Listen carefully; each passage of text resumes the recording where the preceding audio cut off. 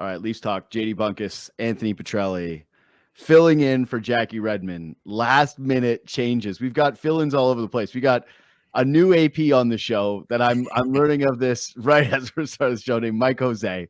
Hell yeah, Mike Jose. You're crushing it. You did it. You've done your job.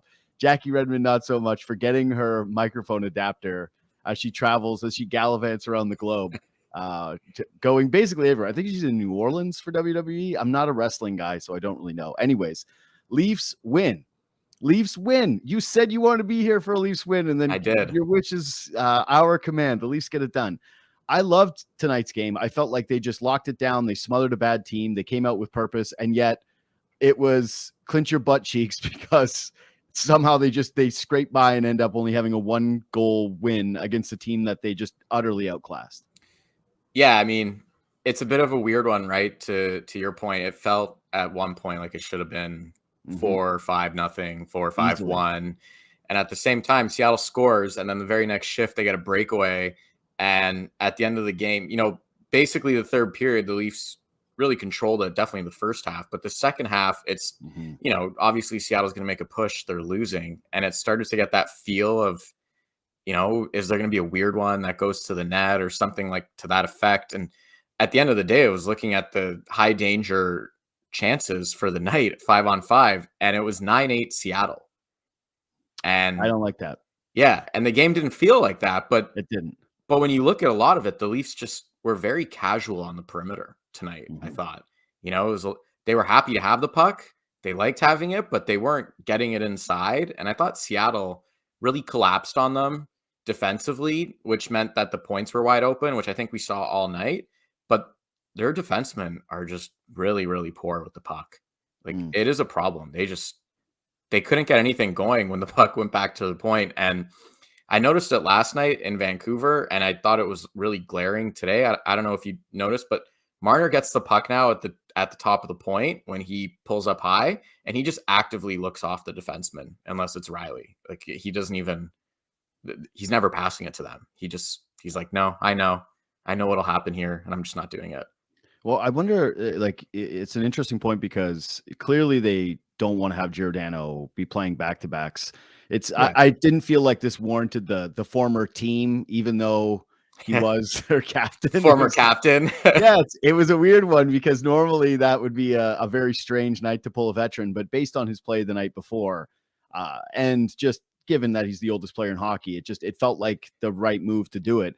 Timmins has a horrible play to start the game where he just about kills somebody, puts the Leafs behind on, they give up a power play to just immediately start this game. It gets chippy to start it. And I'm thinking, oh my God, this Timmins thing is going to backfire.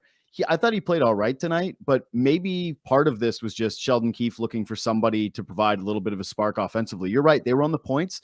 And I will say that, how dare you discredit Simon Benoit's near goal? That was close. That was as close as I think he might get all season long. But so much of this game was just Toronto. I don't know what you think about their defense. Maybe that's where we can go. And if you thought you saw something like much better defensively, I just think that so much of why Seattle didn't have shots is that Toronto had the puck the entire game. Yeah. And I mean, it's important that we note too, that that's a really bad Seattle roster tonight. They're missing a bunch of guys. There's a flu bug going through their team. Yanni Gourde's suspended and he's a big piece of it. So, no sympathy from the Leafs. I mean, Joseph Woll should probably be their starter and he hasn't played for months on end. So it's going to be hard to find, any Leaf fan crying about some other team's injuries because no one's giving the Leafs a break when they've had bad goaltending pretty consistently now for almost a month.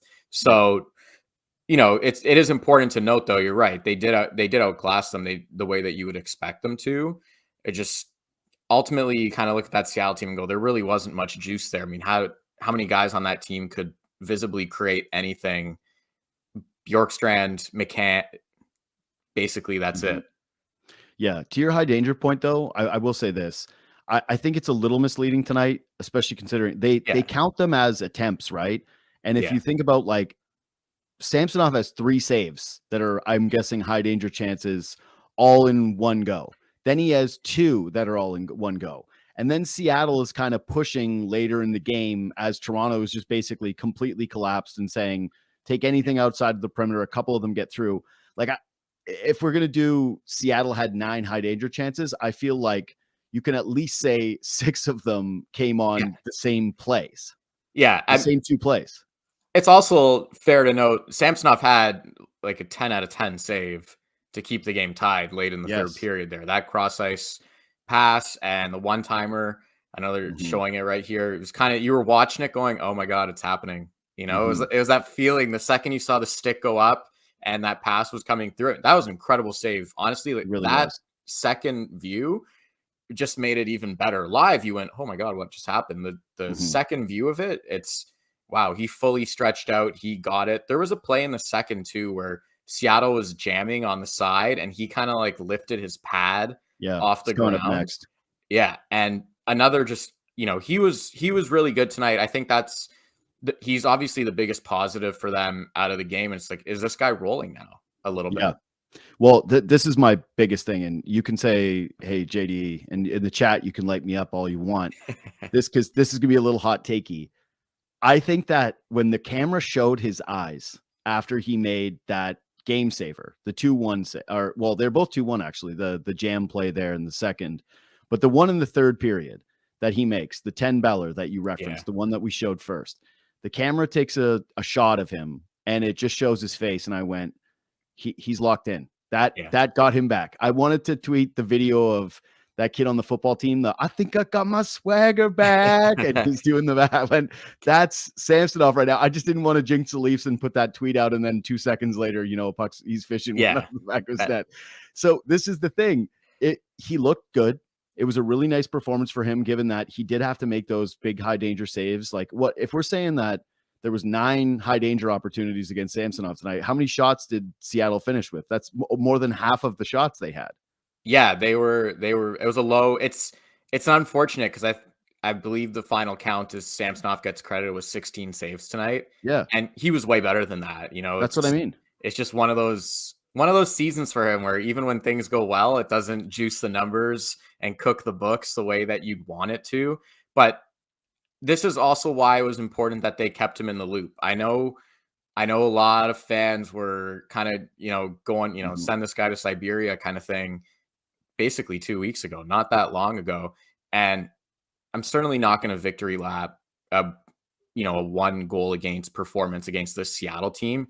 But I think he's showing signs of life, and he is a really talented goalie. He was excellent last year. And the thing that I've always kind of gone back to is he actively outplayed Andrei Vasilevsky last year in the playoffs. Like, that was the best Leafs goalie performance we've seen since Belfour. To be fair, Vasilevsky was terrible. Yeah, he was. But Samsonov was excellent.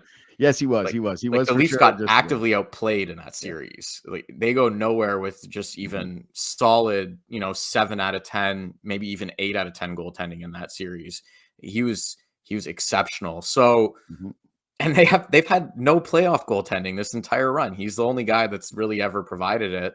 And then he got hurt against Florida, and then Joseph Woll's come in. So I'm happy they didn't give up on him. Like, I'm just on a personal level, I'm rooting for the guy. And it's nice to kind of see it. I hope it's something that gets him rolling and gets his mind right heading into the All-Star break. They have 2 games coming up. To me, he starts the next game. He 100%. Is more talented goalie than Martin Jones. You know, he's 100% starting the next game. It would be a complete mistake by the Leafs to not do that. One, Martin Jones does look a little worn down. He is coming off of his worst game. And I've made this point on the show before, but Sheldon Keefe is totally a ride the hot hand guy. Like, there's a reason why he has the most regulation wins. Like, he's like, what, top? See, he's top 2, I think, in regulation win percentage in his career. Like, out of all coaches, it's probably dipped a little bit this year. Maybe it's come off of top 2, but the guy is going to press the right buttons when it comes to goaltender. He's going to give Samsonov another go here. And I would imagine, there's no way in hell he's not starting across from Connor Hellebuck on Wednesday night. I think the biggest thing with Keefe, and I think this game is a good example because they won, so maybe some cooler heads kind of prevail. I know everyone's fired up after a loss and all those kinds of things, but that was not a good Seattle team. And what was the recipe for victory? It was, you know, if you go look at it right now, Marner played 22.5 minutes. Matthews played 21:51. Mhm. You know, Nylander was actually 1857, so not maybe as high as you would expect. But then you kind of look at the back half of that forward lineup. Domi 1015 had a really nice assist. Gregor 1109, Yarncroc 1132, Holmberg 1052, and I thought Holmberg was excellent tonight. Mhm. You know, it's, you know, Robertson played 852 and he scored. So it's basically half the forward group gets disregarded against a really poor opponent. And it's the best way I can explain it is I think that he's a bit of a, with this roster, a high floor, but maybe a low ceiling kind of coach in the way that he deploys it. Because Mhm. by and large, when you play your stars as much as he does, you're going to win. Like, they're really good players. You know, Matthew scored an excellent goal tonight. That was an unreal finish by him. You know, most other players score that goal and it's highlight reel stuff. Matthews does it at this point and you just kind of shrug and go, oh, okay, he scored again. But, you know, it was an amazing goal. I think the problem is you can't lean on guys the way that he does, and you can't disregard half of your roster the way that he does. And I also don't think they're top guys as good as they are. You know, we kind of saw it recently against Edmonton and Colorado. Those top players handled them. And I thought, like, pretty handily, to be honest. Mm. You know, they had Yeah. no answer for McKinnon. And Keefe was after the game talking about those guys aren't the NHL. You know, those are the Yeah. top teams. And so your advantage isn't going to be playing those top guys. And we've seen them come out empty how many times in the playoffs, including Barkov last year, easily handling Matthews in the second round. And so when you look at half your forward group, you're playing a really bad team, second half of back-to-back, and you can't even build even three lines that you trust. I just, longer term, big picture thinking, I just think it's entirely problematic. Like, fundamentally, I just disagree with that approach. Yeah. I think, though, if you're Keefe, to defend him in this one, if he loses this hockey game, Yeah, he needs to he win. knows, like, he knows Yeah. this might be it. And Yeah. so he's coaching for his life. And I will Yeah. say, if you're doing like the positives for this team, we talked about how yesterday night, they don't come out prepared. What do they Yeah. do tonight? They're on the second half of back-to-back. They came out with purpose to start the game. They Like, were good. there was no lull for them outside of in the second period, they give up that goal. And then there was like a little bit of a frenetic period where Seattle was kind of controlling the play. They get a breakaway opportunity, which goes off the post, which, again, this game goes maybe a little bit different if they bury that one. It's a beautiful Yeah. stretch pass from, I think it was Larson to Bjorkstrand. Can't happen, though. Guys just constantly get behind their defense. For sure. No, not a good play. But I'm saying outside of that little stretch and then the end of the game where Seattle is like really trying to press it to them between like 5 minutes to the 2-minute mark, where then Toronto just kind of took over the play. I thought that they were engaged. Their star players really stepped up in this game. Again, Matthews and Marner were brilliant. I thought that Nyes, I don't even want to get into it again. It was just an up and down performance where I noticed him more for good reasons. Like, I thought that he had more jump, but then I also am seeing some of the horrible turnovers.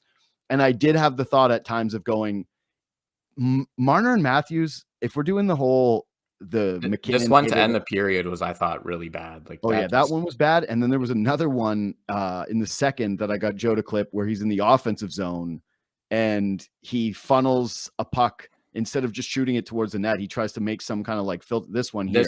This to me is bad habits. I would actually pay a significant amount of money to go and find out if he went to the bench and someone actually pulled him over and said, never pass that again. You shoot the puck when you get that chance. Shoot the puck. Yeah. And 100%. I bet you nobody did, because that's how Marner plays and that's who he's playing with. And Marner can do it because he's like a top 10 forward in the league. Yeah. Nyes cannot do that. You have to walk in and you have to shoot the puck like that. That is such a simple decision. I think, and you know, it's no. He's got it loaded up too. Like, it's just shoot it. It's not a knock on Matthews and Marner, but I do find that he's picking up the habits and trying to play with them and play like them, and you can't do that.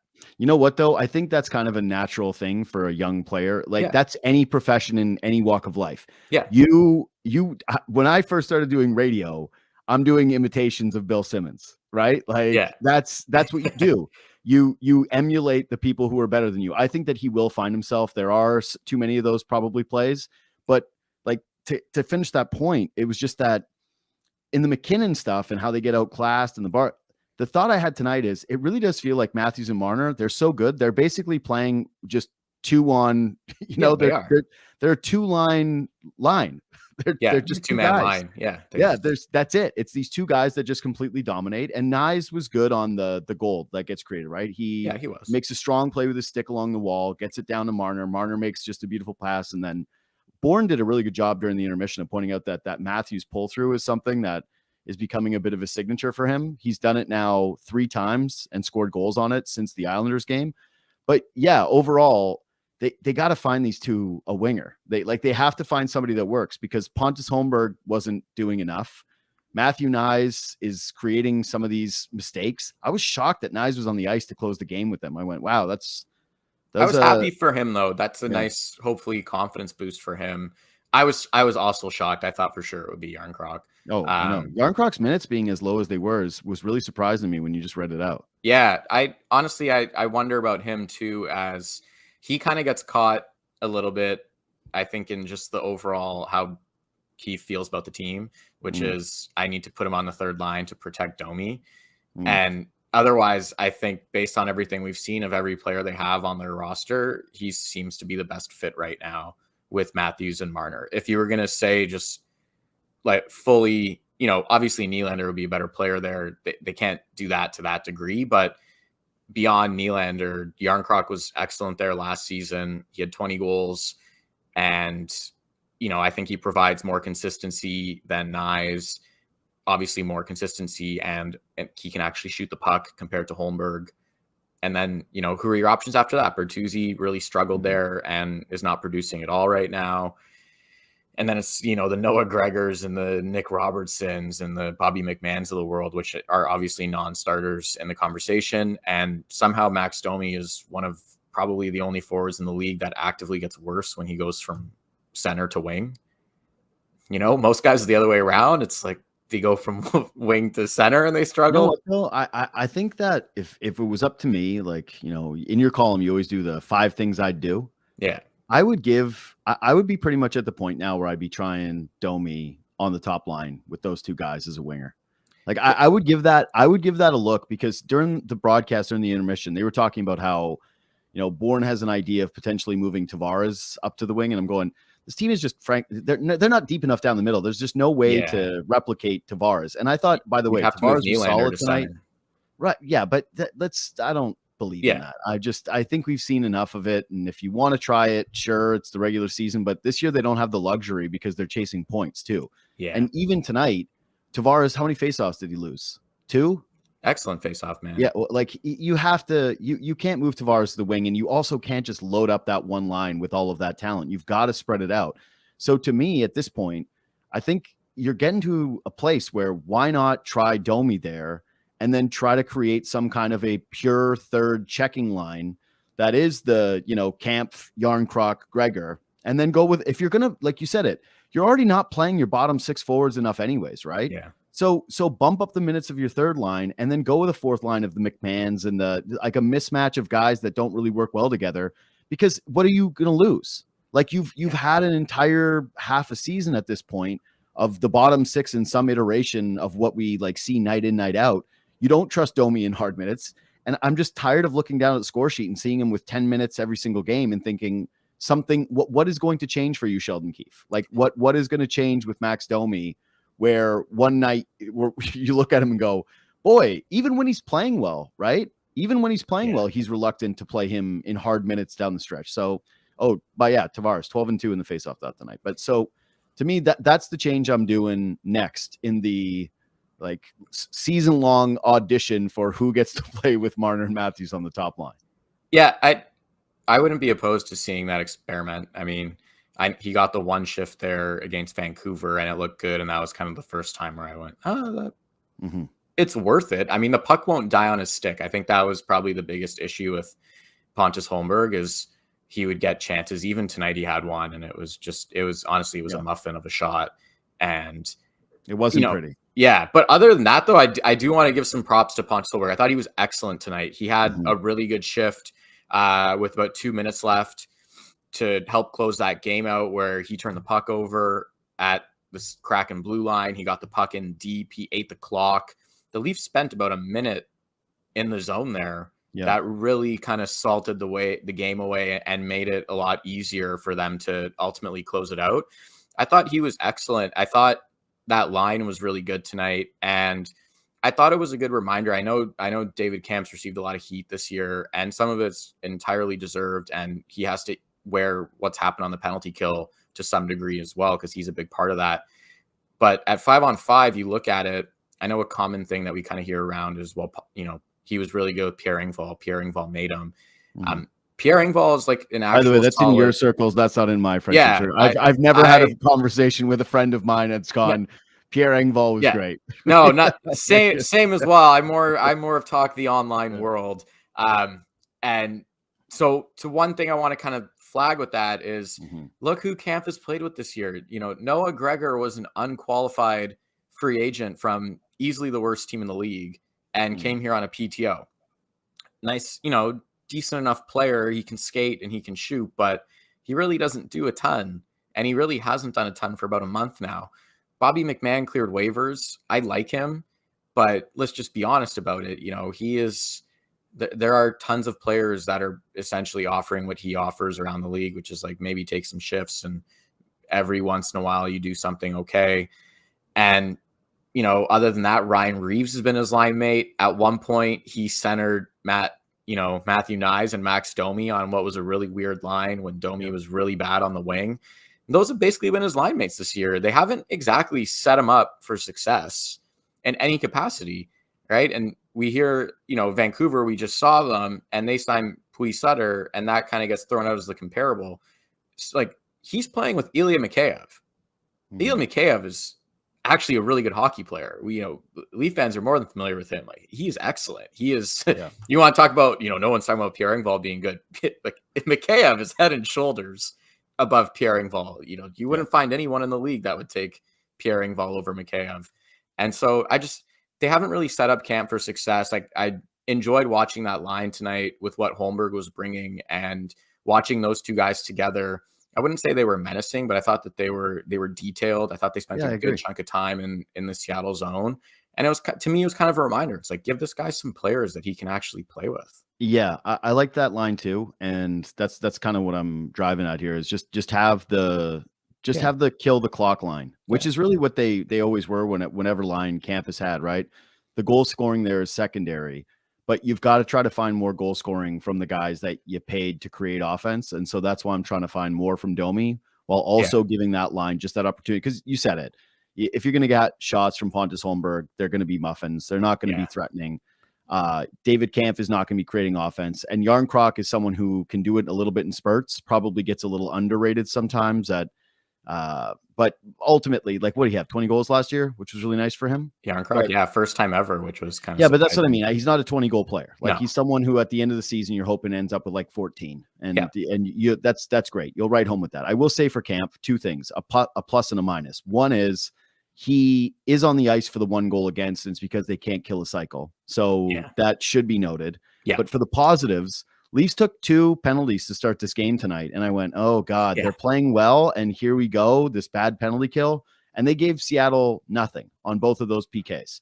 So good for them that they were able to actually establish like that. Again, I know Kraken, bad. Not a lot of players flew, all these different things at play. But should be noted that, yes, I thought his game was very quality as well. All right. Seattle really missed Vince Dunn on that power play. Yeah, I don't watch Seattle enough to be able to comment on that. That's a your thing. I'm not watching 10 o'clock Kraken, Vince Dunn, power play notes, brother. I don't have that one in the bag. Okay, rapid fire time. Chippy to start, and another example of the Leafs where they were doing a good job sticking up for themselves. But the biggest one of it was Benoit really does give them some of that back there. And like, he's not a trash talker. He's just kind of quiet. Oh, I like how Jobo already had this queued up, but like, he finishes his checks, he hits hard, he's really not afraid, and he's a big body. And I really love having him back there. It's like, he's such a good find for this team. I loved this hit because obviously there was the play with Timmins to start the game, and Tanev was mouthing off, and Benoit jumped in there really quick on that sequence of events. And this hit, he totally did not have to do it. And that hit was like, I saw what you did here, and I didn't like it. And I'm giving you some extra English on this play just because of it. So I don't know. The Leafs have really missed that kind of gamesmanship for years now. I love that hit as well. Like, you want to turn your body and drop a pass high, you deserve to get crushed. So it kind of reminded me of the Mark Frazier hit on Jeff Skinner way back in the 1 year that Mark Frazier had where he was good, where you just kind of, you turn your body like that and open up. You should, be ready to, you're on the train tracks at that point. Yeah. You're going to get hit. I think that you're seeing him, though, be a little bit more confident with some of the hits that he's throwing, especially them that he's looking for in open ice. There's a guy who now knows, like, okay, I don't just have to, like, look at the guy that first arrived in Toronto, Benoit, versus what he's doing right now. It was the ultimate keep it simple, stupid. Like that was his entire playbook. To now, he's able to do a little bit more. He looks like he's pretty comfortable knowing that he's going to be one of the 6 defensemen. Probably a little too important on this team, but still an important piece nonetheless. I got to mention this, well, because he scored a goal and we haven't yet, but Nick Robertson scored. And I especially have to do it since our mutual friend, Nick Richard, his Buffalo Bills lost in torturous way. So I'll give a little love to Nick, and both Nicks, Robertson and Richard. The goal was a good finish. He had another dangerous shot in the third period. Got to say, though, I didn't notice him really at all outside of those, like those 2 moments in the game. What did you think of Robertson?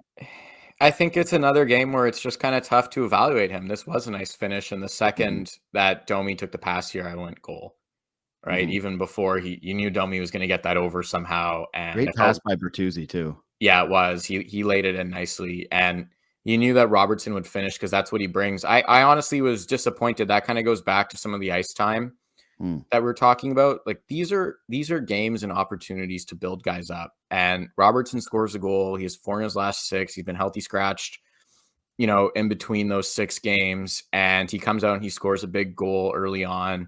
You would think that kind of earns you a little bit of I don't even want to say extra ice time, normal ice time. Like, he played under 9 minutes tonight. And it's like, what do you want him to do? What is the goal here? What is the goal? Yeah. 3 shots, I want to say, for Robertson tonight, at least 3 that I noticed. And a goal, and he did that in under 9 minutes. I mean, look, I have some issues with Robertson on the wall and how he breaks out and all sorts of things, but I don't know, when guys are going and they produce and he's creating, and to me, he came out hungry. Like, he was on it and trying to make plays, and I thought he was capable of doing that tonight, and he really didn't get much of an opportunity to really do it. I thought he cashed in on the opportunities he did have in terms of ice time. I mean, so I find that kind of disappointing. I will say again, this is my disclaimer of being the Keefe apologist. Just, if Nick Robertson's on the ice for the game tying goal against the Leafs in a game that they need to win, screaming like I'm throwing things at the TV and I'm joining the chorus of just fire Keefe in the chat. I'm not even showing up for the show tonight. I'm just going in the chat and being one of the people that writes fire Keefe in there. Yeah. So it's just, I think you're right. It's like, for a normal team in a normal situation, tonight would be normal, where you play guys minutes, or at least I would feel more apt to be critical of the coach for not trusting some guys. But the second that game goes to 2-1 and the Leafs are saying, okay, you let one of these things in and you're away from, even if you win it in overtime, it's another story about regulation wins and why can't you put this team away and what is it about the scoring, and all these narratives start to shift the other way. So if you're Keefe, I'm just trying to get back to Toronto. I want to go back to my place, my condo, I'm assuming my house in Toronto, and say, I'm going to go to bed tonight knowing I played Mitch Marner 23 minutes against a crappy Kraken team. We got the W, and now I don't have to hear about this until Wednesday, So that's where I'm at with Keefe tonight. It just sucks because that has been his trend for the non-successes as well. So yeah, I get it. The flip side that I'll just start, it's if not now, then when, and then if not ever, then honestly, what's the point? Yeah. What would it have taken for him to play more? Would he, 3-0 lead, 3-4-0. So you're kind of playing garbage minutes. And then what? What's he going to prove to you? Even if he plays well, we would sit here and have the same conversation. It's like, wow, who knows if the game was tight, couldn't really play him then. So I don't know. You have to give guys an opportunity as well. And I don't think he's done anything sort of egregious to the point where you could sit there and go, absolutely not. There's just no chance that he can play.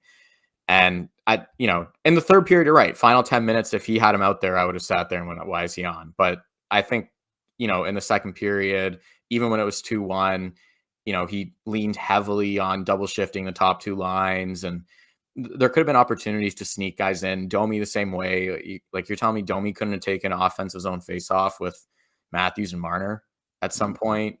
Like there's opportunities. He doesn't look for them, which I think it hurts them long term because you're not building guys up. If you were on his staff right now saying this stuff, he'd be pulling the eye mask over her, being like, I don't want to hear from you again. Maybe, but I think the counter argument is, look what happens whenever you play good teams. You have two lines. It's not enough. I'm totally with you. It's something that we've been super critical of Keefe the entire season on, and I think it is a point. And again, if he starts to change this in different games, you give him credit, but I don't see any signs of that changing anytime soon. I think it's going to be more balls to wall, pedal to the floor, trusting the same guys. Like he had his quote about, I don't want to misquote him, but it was, I still don't know who I can trust, right? Yeah. 41 games in the year. And you go, well, if you're 41 games in, I don't think that's going to change 55 games. I think that's going to be just a season-long problem for the Maple Leafs until the trade deadline, which is going to make that interesting. Okay, let's wrap this up. Anything else from you? Are you good? One thing, just because I had these clips all clipped up, is speaking of guys to trust or not, I think TJ Brodie really needs to be discussed in terms of how he's playing. And a lot of these coming up are going to be offensive clips where it was kind of what we talked about. Seattle collapsed a lot. They left the points wide open, and a lot of pucks went to him. By nature, he's playing with Morgan Rielly and often the top line. So he's kind of the, odd man out in the equation in terms of who's going to be left open if a team's going to make a business decision. It'd be TJ Brodie, and he has no goals on the season. I know that's not his main job, but you cannot also be inept on the point. And we're now into that territory where it's officially entirely problematic. So, there was one shift where, and this is a big one, where the Leafs completely tilting Seattle here. And that's just a terrible giveaway there. At that point, the Leafs were up almost 2 minutes in the offensive zone, and that's a freebie here. Plenty of time to make a play, literally anything, bump it down in the corner, anything. And you skate it up, you make no decision, exit. And now you have Nylander playing defense and Larson rips a bomb. Again, better teams score here. It's the same thing where possession off your own guy's shin pad out. Like these are really, really bad plays, that are constantly leading to chances on counterattacks and on plays where he's wide open against tired guys that have been on for a minute plus, when he has time and space to make plays. And I'm not even saying, walk it to the middle and let like a bomb go because there's traffic in front. I'm saying just don't be terrible and give the puck away. Yeah. Yeah. Those ones are bad. The one where the Kraken have been pinned in, I think everybody on the ice, one member had been able to get off there. So it was like 4 guys on the ice for almost 2 minutes. That one was really bad. But I was too busy being mad at Nylander from before. But then he did the brilliant Nylander thing of like, he made a very similar mistake, but then he's William Nylander. So he just took the puck and ripped back into the zone and just gained it effortlessly and then recreated the offense or got the offense rekindled. But yeah, I think that those clips are really good. And that's something to keep an eye on with the Brodie thing, because I think that often when he's criticized, it's him in transition looking slow.